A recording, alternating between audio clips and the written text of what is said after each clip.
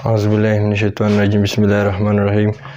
मेरा नाम अब्दुल समद है। बच्चों, आप एडेड साइंस अकेडमी देख रहे हैं and today lecture we will discuss about percentage composition.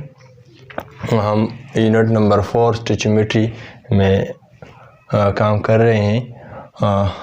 अच्छा, आज की लेक्चर में हम परसेंटेज कंपोजिशन के बारे में डिटेल से पढ़ेंगे। परसेंटेज कंपोजिशन किसे कहते हैं, और मोस्टली एमसीक्यूज़ और न्यूमेरिकल्स में पूछते हैं कि भाई इस कंपाउंड या फार्मूला मास यूनिट में आप किसी फलाने एलिमेंट्स का या एटम का आप परसेंटेज हमें निकालें, तो आप आसानी से इंशाल्लाह निकाल सकेंगे।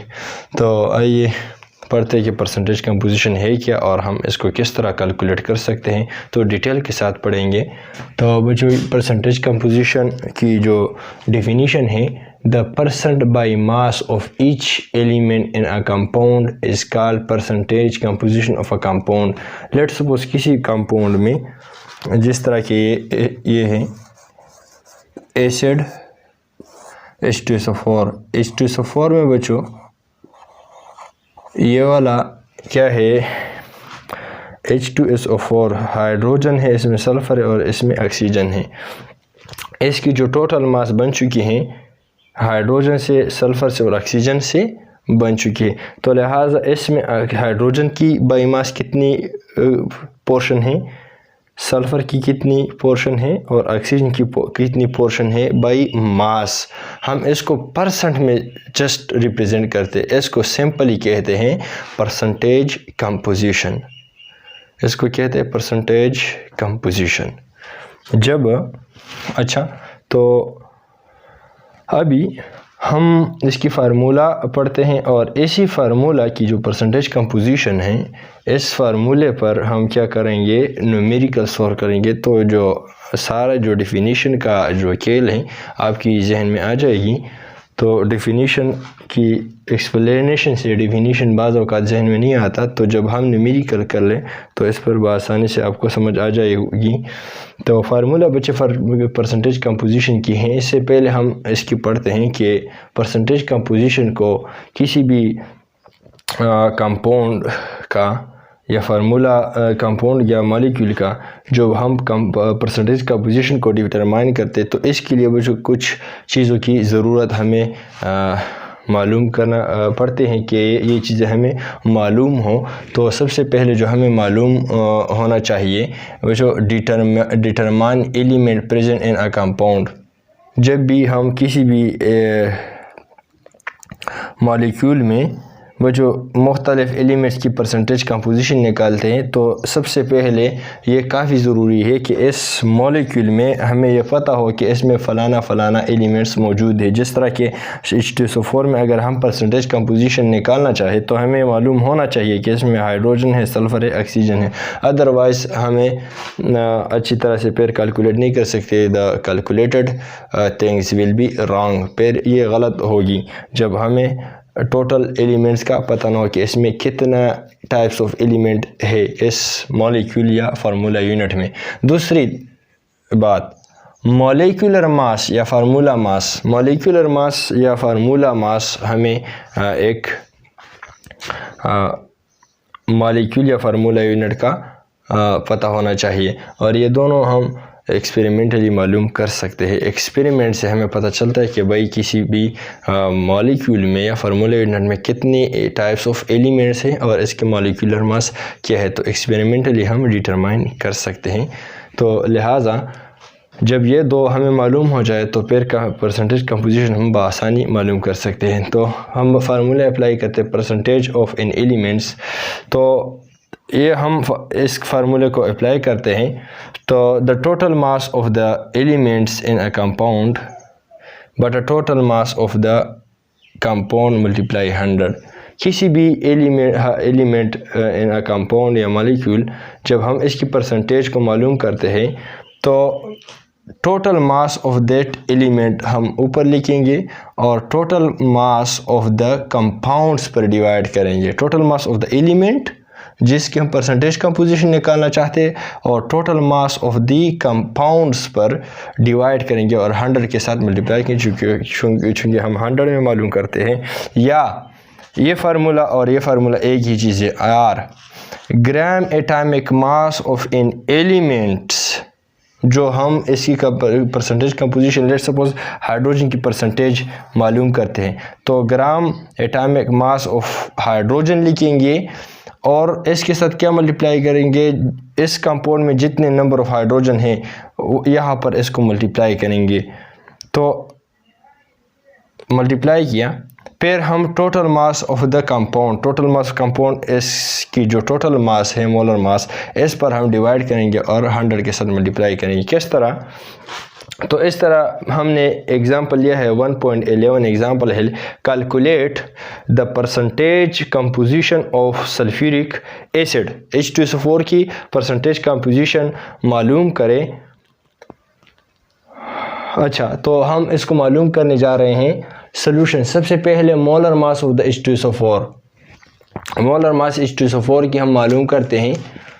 तो H2SO4 का जो हमें फार्मूला है ये तो हमें मालूम है, अगर ये मालूम ना हो तो ये भी एक्सपेरिमेंट से हम मालूम कर सकते हैं, एक्सपेरिमेंटली इसका फार्मूला भी निकाल सकते हैं। आसान बात है लेकिन ऑलरेडी मौजूद है, हमें दिया गया है तो इससे और ज़्यादा आसान है।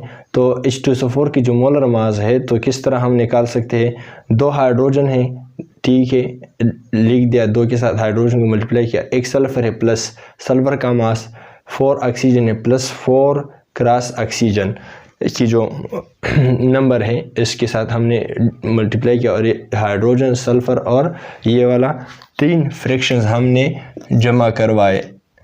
मतलब H2SO4 हाइड्रोजन से बना है, सल्फ़र से बना है और ऑक्सीजन से बना है, तो लिहाजा हाइड्रोजन की जो मास है 1 है और 2 अपनी जगह इस फार्मूले से, इसी तरह प्लस सल्फ़र 32 है और 1 इसके साथ 1 है तो 1 यहाँ पर हम मल्टीप्लाई नहीं करते हैं, प्लस ये वाला और 4 के साथ ऑक्सीजन मल्टीप्लाई कर, ऑक्सीजन की जो मोलर मास मोलर मास है ये क्या है, ये 16 है, तो लिहाजा 16 को 4 के साथ मल्टीप्लाई किया, चूँकि 4 इन नंबर है ऑक्सीजन, तो लिहाजा इससे 98 ग्राम पर मोल आ गया। तो मोलर मास ऑफ H2SO4 हमने मालूम किया। अभी एलिमेंट इसमें कितने हैं, एलिमेंट बच्चों इसमें है हाइड्रोजन, इसमें है सल्फ़र और इसमें ऑक्सीजन, तो हर एक की परसेंटेज अभी हम मालूम करते हैं। तो परसेंटेज ऑफ हाइड्रोजन मालूम करते हैं। परसेंटेज ऑफ हाइड्रोजन जिस तरह कि इस फार्मूले में हमने कहा कि ग्राम atomic mass of an element cross number of that element, gram atomic मास बच्चों यहाँ पर हाइड्रोजन की 1 है कि नहीं है, और फार्मूले में हाइड्रोजन की नंबर कितना है यहाँ पर बच्चों 2 है, तो लिहाजा 2 के साथ मल्टीप्लाई किया। दूसरी बात यह है molar mass of the compound, जिसमें हम मालूम करना चाहते हैं या मॉलिक्यूल, तो इसमें हम मालूम करना चाहते हैं, तो लिहाजा इसकी जो मोलर मास है हमने ऑलरेडी कैलकुलेट किया है तो 98 है, तो और मल्टीप्लाई 100, तो इसमें आ गया इस 2.041% आ गया। इसी तरह सल्फ़र की बात करते हैं, यही फार्मूला अप्लाई कि ग्राम atomic mass of an element, तो क्रॉस या नंबर ऑफ दैट एलिमेंट, चूँकि H2SO4 में सल्फ़र एक ही है तो लिहाजा यहाँ पर 1 हमने लिख दिया, चूँकि 1 इन नंबर है, और मल्टीप्लाई किया सल्फ़र इसके साथ, और total number of in elements पर या कंपाउंड्स पर हमने डिवाइड किया और मल्टीप्लाई किया 100 के साथ, तो लिहाजा 1 मल्टीप्लाई सल्फ़र 32, इसकी जो मास है 32 है, और ये टोटल मास ऑफ H2SO4 क्या है 98 ग्राम पर मोल है, और 100 के साथ मल्टीप्लाई किया तो 32.653% आ गया सल्फ़र इसमें।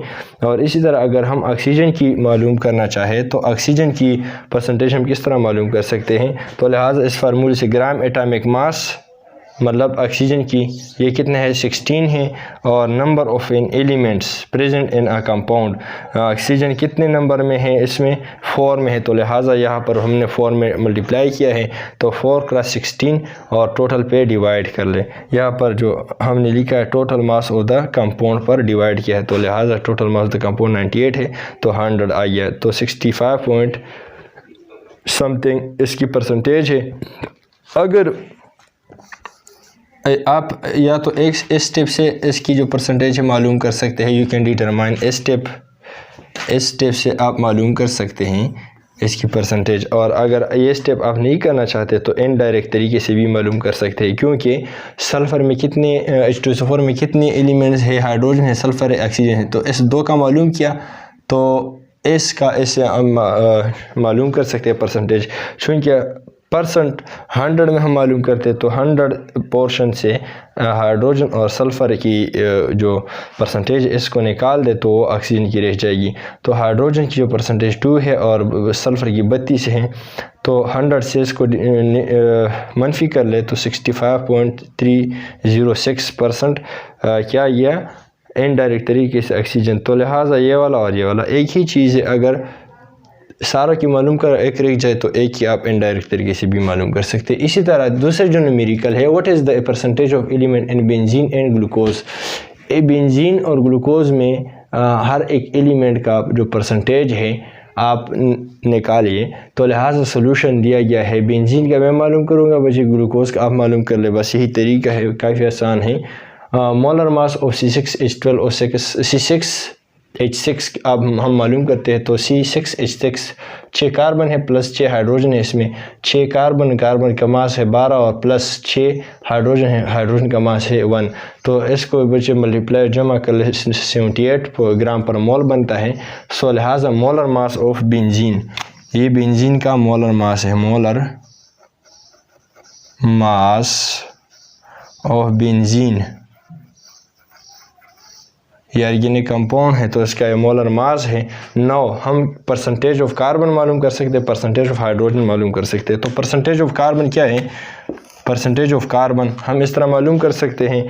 अगर इस फार्मूले को देख ले, ग्राम atomic mass of an element, carbon की मास लिख ले और जितने नंबर में मौजूद है इस बेंजीन में इसके साथ मल्टीप्लाई करो, total mass of the compound पर डिवाइड कर ले। तो ये फार्मूला आप अप्लाई कर सकते हैं। यहाँ पर मैंने डायरेक्ट लिख दिया है, चूँकि कार्बन 6 नंबर है और मोलर जो एलिमेंटल जो कार्बन की मास है तो ये क्या है, ये 12 है।